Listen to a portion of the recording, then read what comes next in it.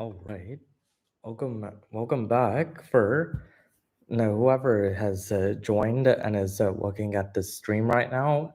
Once again, it's Ready Chess, and I'll be doing another live stream of just one game, where just like in my previous video, I'll be playing. Now this time, had my rating go quite up these past few days, so I'll be playing against tougher competition. But at the end of this stream, I'll cover some of the mistakes that I may have made over here, and I'll try to bring this into an endgame and see if I can dominate this. But other than that, I'll keep track of the mistakes any that I do over here, and I'll just go from there, and I'll analyze them so that those who are watching don't make the mistakes that I do whenever they play in a similar position. All right, so he's moving the knight here. He's threatening until let me take this.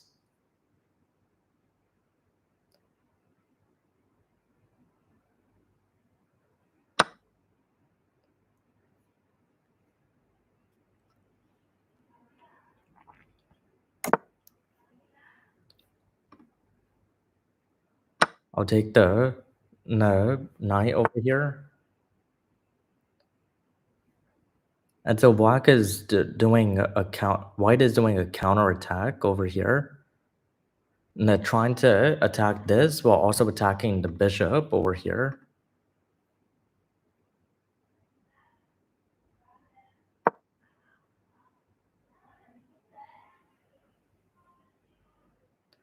Well, I could also try to do the same by by attacking both this bishop over here.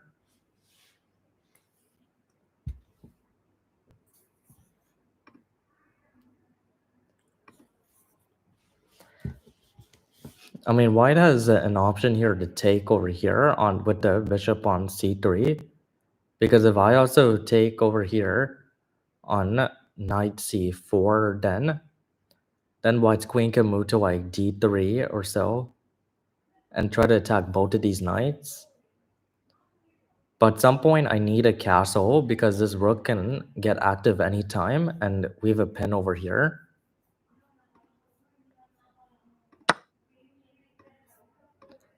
Okay, so he took this time. And now I feel that the rook can slide in over to e1 if he wants to. And I can't really save both of these pieces over here. So I feel that from this, I'll just castle, play it safe.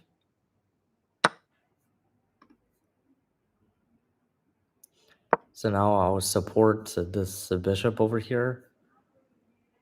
At least open up my white square bishop over here to annoy this rook over here.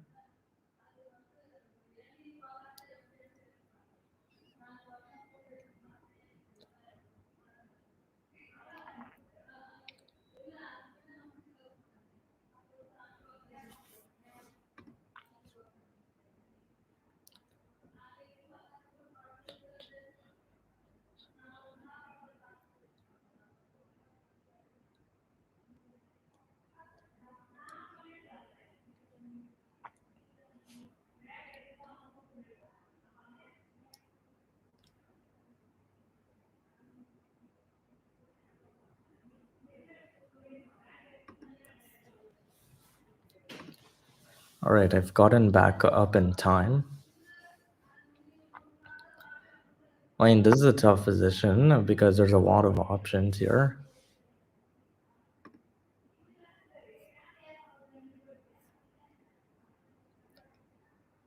Wait, hold on a second.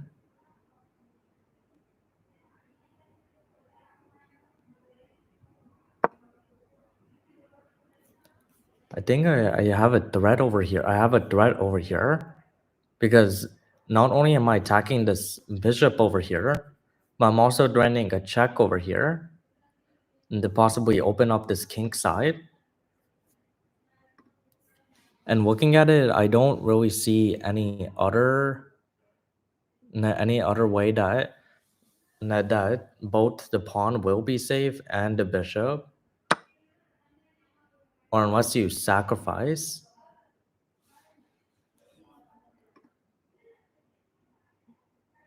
which I'll take. And I definitely go for, and I definitely take this rook over here. Now white's bishop has to defend itself.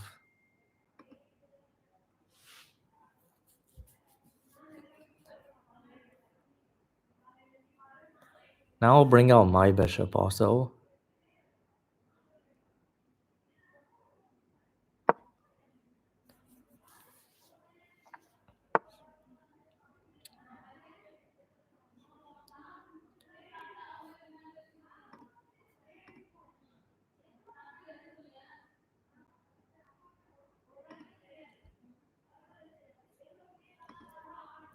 It's not over yet. It's not done yet. There's still a lot of time for white to come back over here.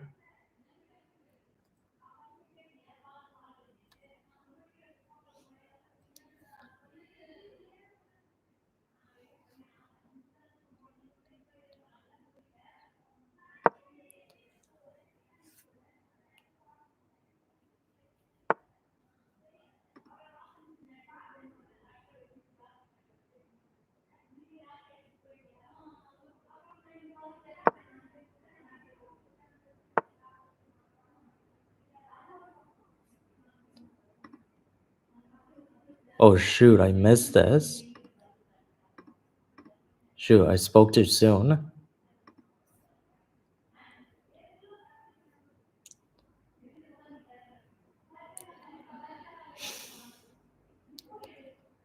Well, I'll be up, but at what cost though?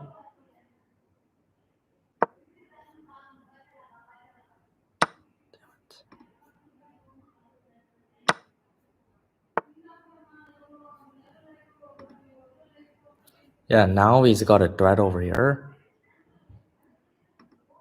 Yeah, I guess that shows that I guess that shows that you can't that you shouldn't do this on you shouldn't be overconfident. And you might say at first that that you missed this. This was actually planned. I wanted to intentionally show like some of the feelings that you might experience whenever you feel that you're up. And yes, I might lose the game, but this is all just to show, just to show, because there's a lot of chess players out there who have no who kind of have a cocky attitude, no, when they're up. So no, it's always best to remind to always analyze the purpose of every move over here. All right, so now I got a bishop move over here. And the threat over here is to move this rook over here so that it can attack this f7 pawn.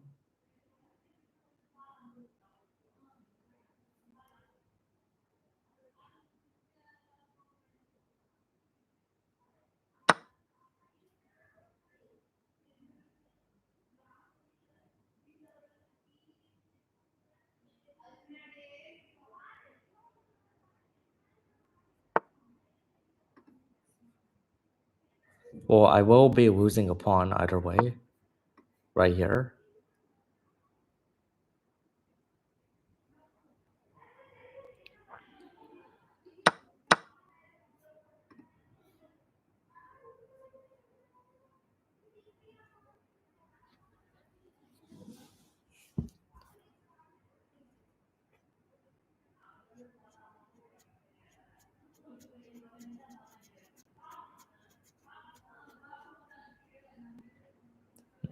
Now I feel like white has to take on d5 if he wants. But he chose not to. He's gonna try to go for this f7 move.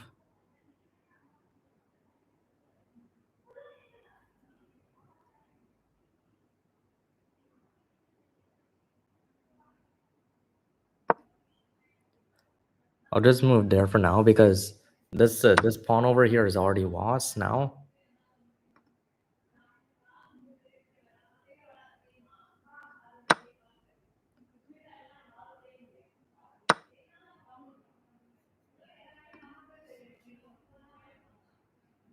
I want to force a queen trade over here.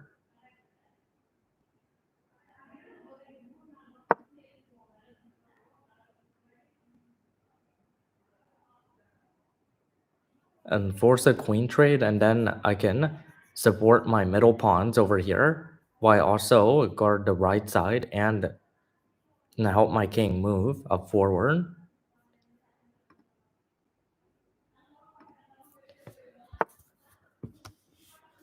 This is not like per se like an endgame per se, but this is a very close situation where we're down to like a queen and a rook, and you have pawns that need to be promoted.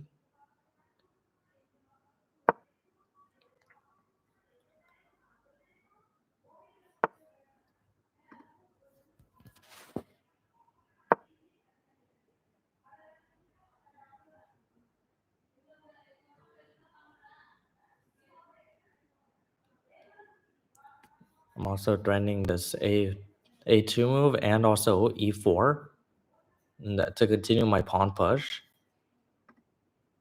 So I feel at this point now white is kind of in a defensive mode right now.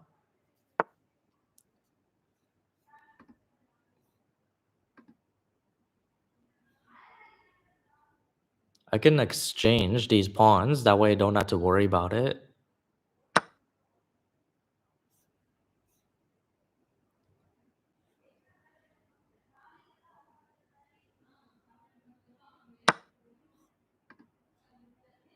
And then I take over here. I don't see any other counterattack.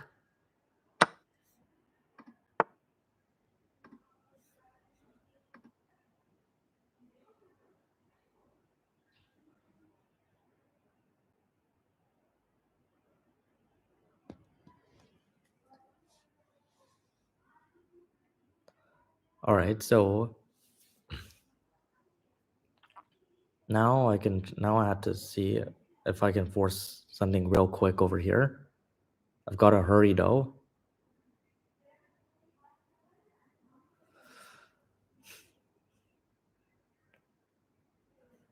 I'm gonna give a check.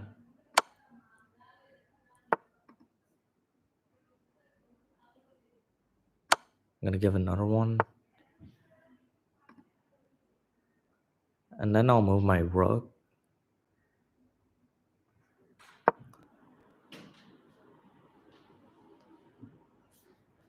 I want to trap this rook or trap this king over here. And my queen is supporting the square.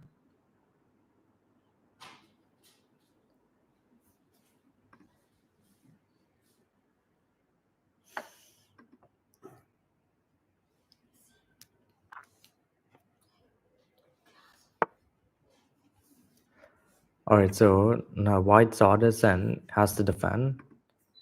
Makes sense.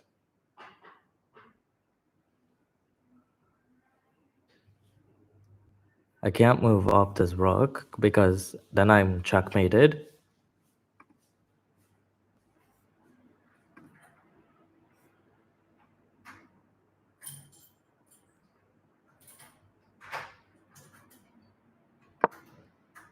But I can force. Well, white's rook can't move down to e8 because it's pinned. There's no other checks here, so I feel like I can exchange this rook, this annoying rook, and then it's just I'm up 2 pawns.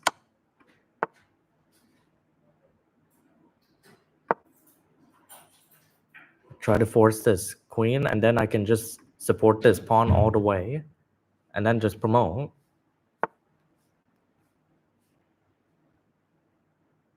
But I don't want to like have a perpetual checkmate. It's perpetual like repetition.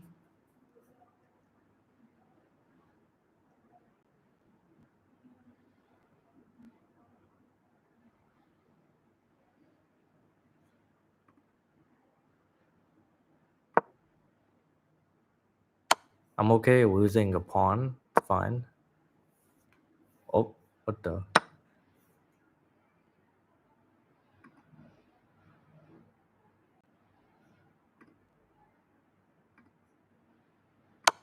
I'm gonna give a check.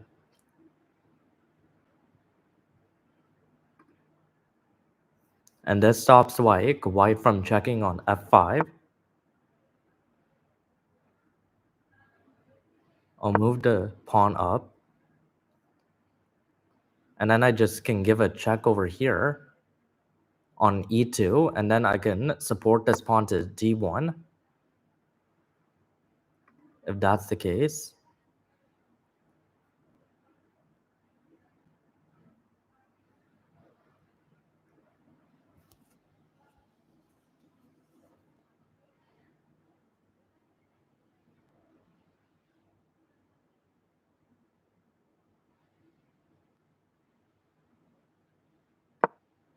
All right, now I'm gonna bring this up.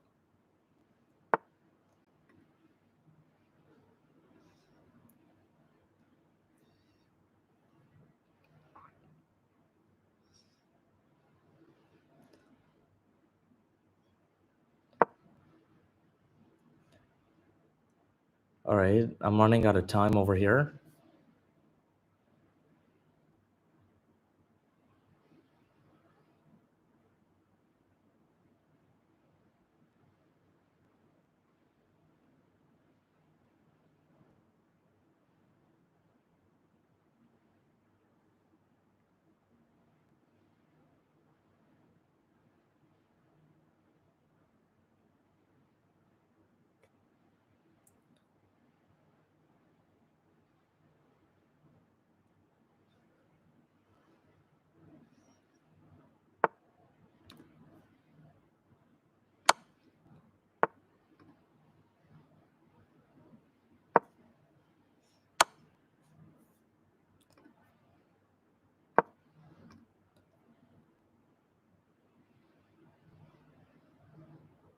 Now I just gotta start running around over here.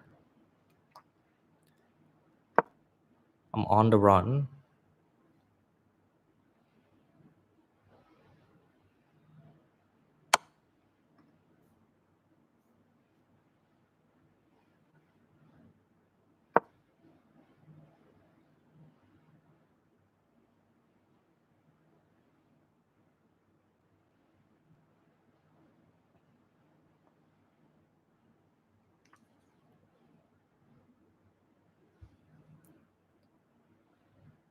But I think this is gonna be a draw.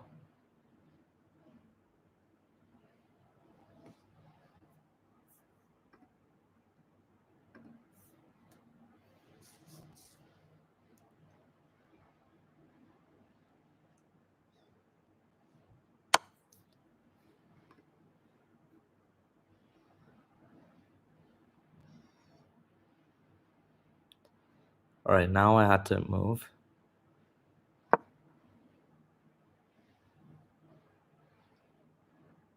If I can get close to this I can hurry.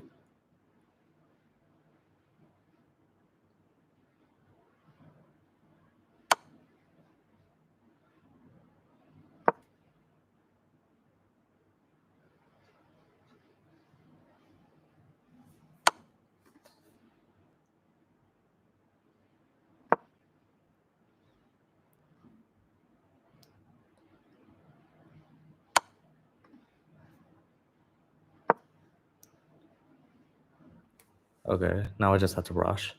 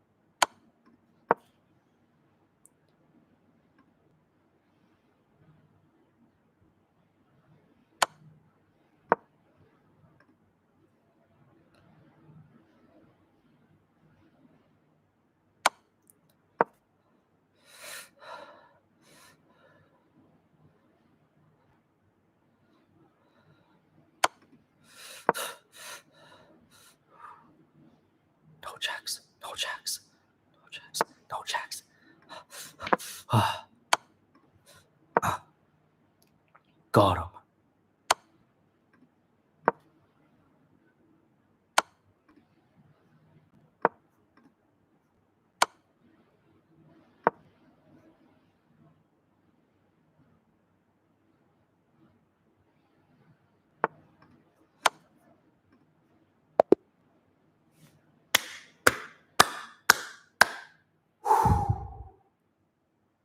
Good job breaking in the endgame through strong maneuvers.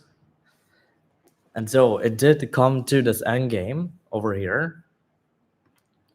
Now let's see. Now let's first start by analyzing this game, the step by step over here of the key moments, which I already have over here.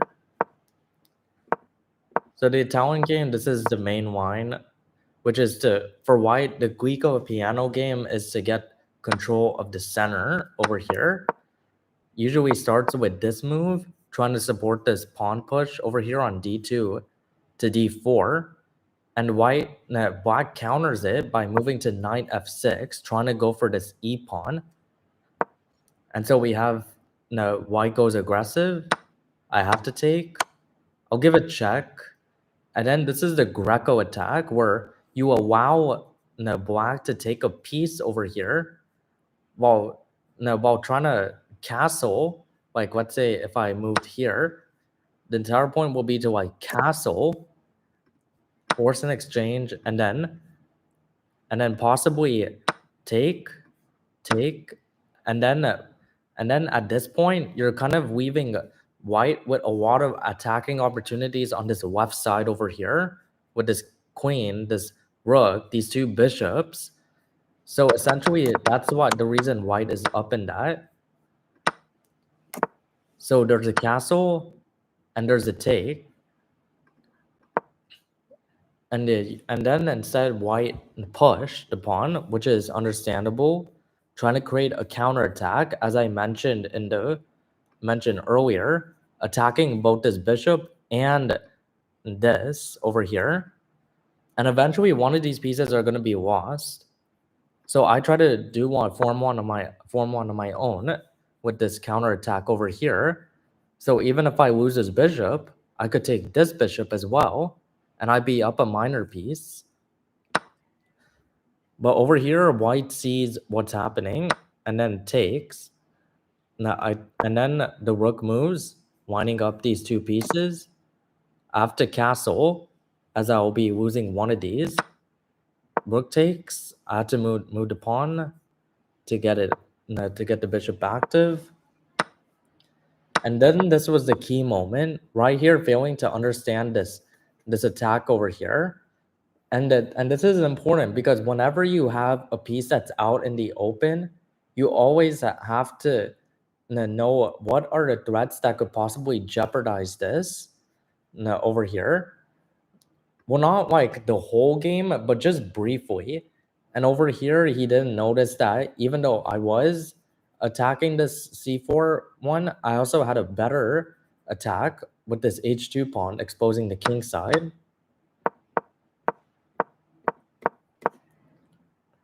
And then this is where once again I showed that if you feel confident very early on, it can backfire on you. And so this is one of the turning points there. And here we have the rook moves. I take. And then this is where I felt was kind of a mistake over here, not trying to go for this d5 pawn and supporting this pawn over here, because this is valuable. It's 2 squares away from promoting, and it's forcing this rook to stay on the back rank. And yes, they're trying to attack this, but I can still slide in my queen here and defend this while also attacking the d6 pawn over here. Just like that, which is what I did. And then white takes the corner pawn. I take that. Even though I lose a pawn, it's okay. At least I have 2 open pawns that can promote over here. So I try to force a queen exchange over here trying to at least probably get one pawn in. And I open it up so that my king can escape.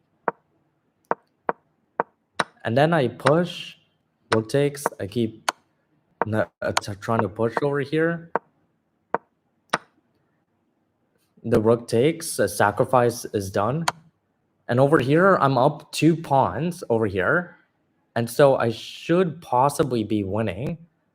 No, well, it's not that simple yet, because the only reason white can still keep alive in this is to keep checking me back and forth. Like over here, let's say if I after this move trying to push the pawn, I this pawn over here, give checks over here. And all with that, and this would be a huge mistake over here. Because you're essentially just letting white just keep checking you. And then this will go back and forth. And you don't want to move the queen, because then you're losing this pawn over here that you work so hard to promote for. So I moved queen e5, trying to possibly force this king to the back and then check and then try to get this pawn to stall, essentially. It's essentially just giving a check over here to stall, force the king to defend, and then move the pawn up one last square. And then over here, it's just maneuvering, just trying to move this king up to as close as possible to this pawn over here. And then from that, I was able to do so, and I was able to win on time. So essentially, like the things to note here is, one, make sure you're aware of your surroundings. Whenever you have any piece anywhere on the board, it's always good to just see what black might go after. Like, what are some weaknesses that I might see that I should respond to immediately, such as the queen attack on the bishop, while also threatening to attack this h2 pawn. And then the second one, once again, is do not get cocky. It's kind of the worst thing that you can do in chess. Me personally, I feel it's worse than actually losing a game fair, because you could have had it all, but instead you celebrated too early and assumed he wouldn't, like, and assumed he would give up, he or she. And then the last thing over here is once again analyzing the end game, which is the title of this stream. And by doing that, you essentially, whenever you're down to a queen and an extra pawn, in this case, white will do almost anything to keep checking the opponent's king, as a way to like force repetition and save itself from a losing position. So just had to be watchful of that and know what you're doing when you move the king, so that you don't end up in a risky spot. Well, that was the stream. Now, I thank you all for taking the time to listen to this. Now, please make sure to drop a like and subscribe to the channel, as I'll continue to post more videos throughout the week. And definitely, I will write a post to keep you all notified, so that you all know to join my stream, and then from that you can see live what I'm doing.